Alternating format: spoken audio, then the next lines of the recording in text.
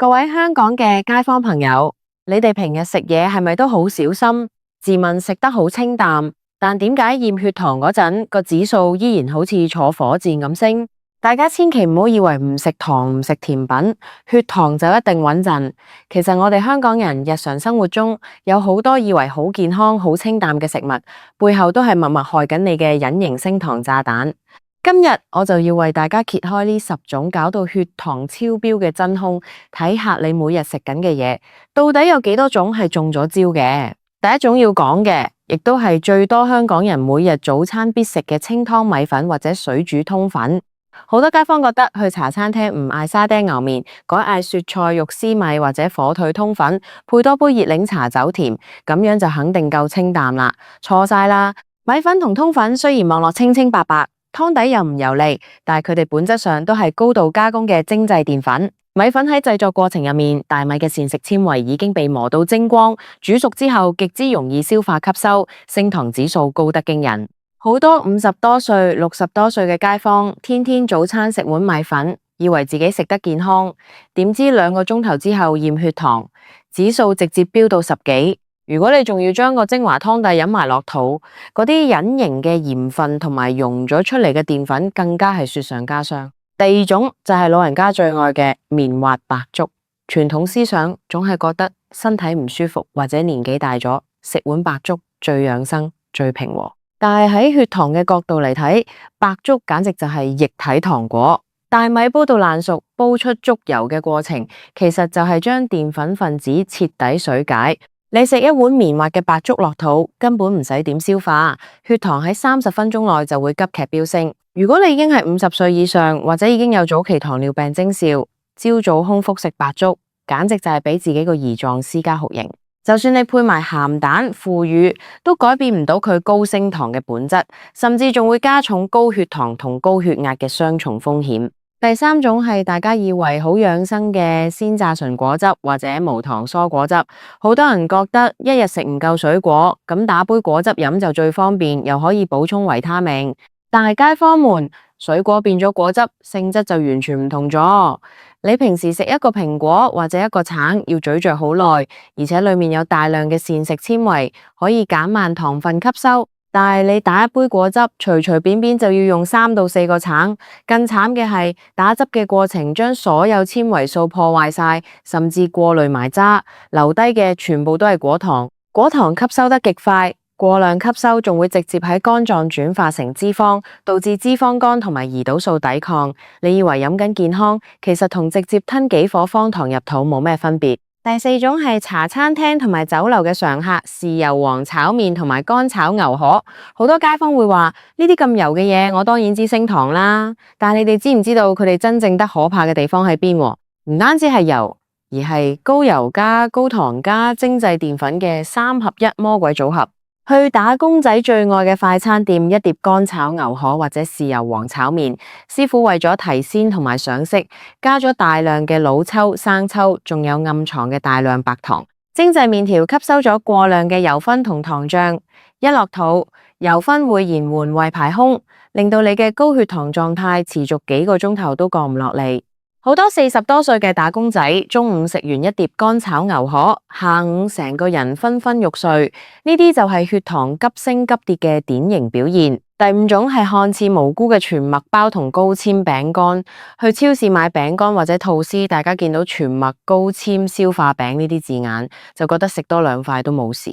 但係你仔細睇下背後嘅營養標籤，好多市面上賣嘅全麥包，第1位嘅成分依然係小麥粉，即係白麵粉。全麥粉可能連2成都不足，更加唔好提嗰啲所謂嘅高纖消化餅。為咗掩蓋粗糙嘅口感，製造商喺入面加咗極多嘅植物油同埋糖分。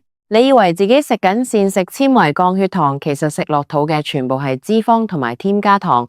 就算係真正嘅全麥包，它依然係澱粉。如果一餐食3、4片，血糖一樣會失控。第6種係香港人最中意嘅煲湯精華濃郁老火湯。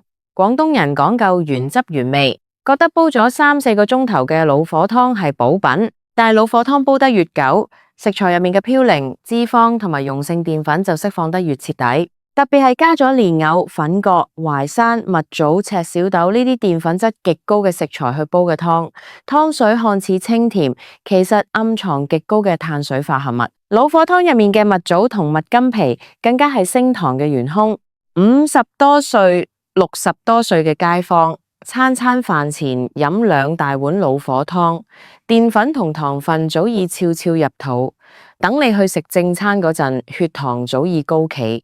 第7種係近年好流行嘅健康食品，即食燕麥片。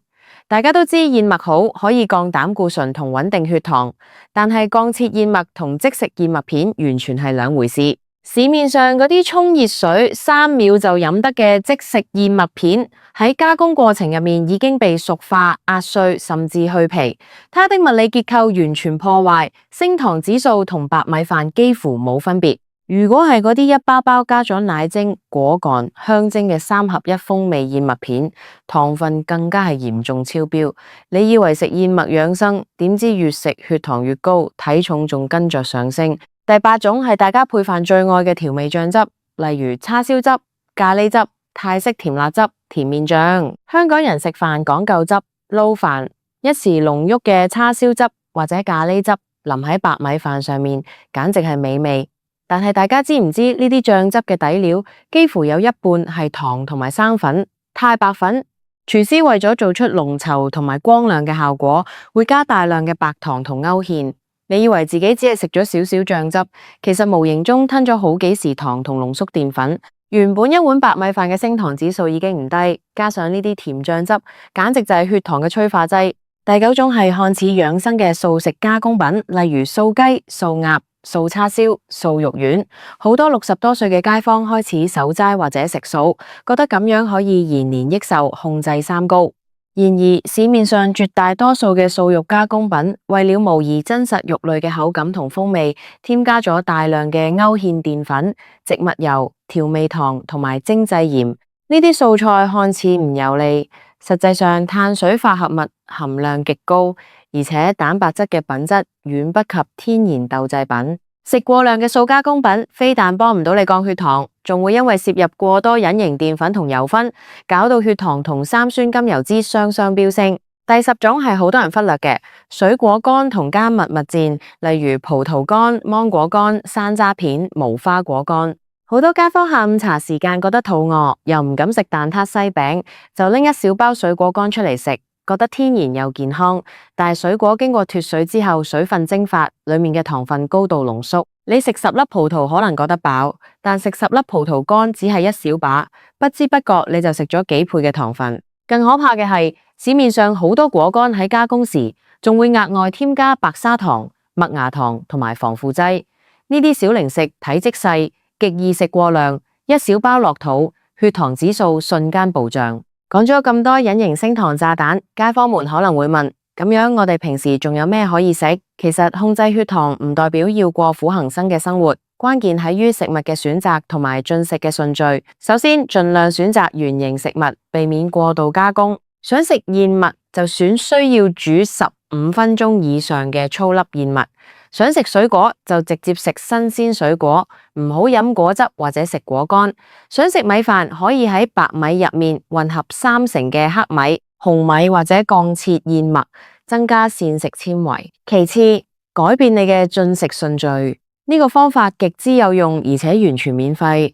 每一餐試先食菜，再食肉類或者豆腐，最後先食米飯或者麵食。膳食纖維同蛋白質喺胃裏面可以形成一道屏障，大大減慢澱粉轉化成葡萄糖嘅速度，令你嘅血糖曲線變得平緩，唔會出現暴升暴跌嘅情況。最後，50多歲、60多歲嘅街坊朋友，記得要定期監測血糖，唔好單靠感覺去判斷健康狀況。高血糖喺初期往往係無聲無息嘅，等到你覺得口渴、多尿、容易疲倦嗰陣，可能身體已經受損。健康掌握喺自己手中，識得選擇，避開呢10種隱形升糖陷阱，大家自然可以食得開心，活得健康。如果你覺得呢啲資訊幫到你或者你嘅家人，記得分享俾身邊嘅朋友，大家一齊守護健康。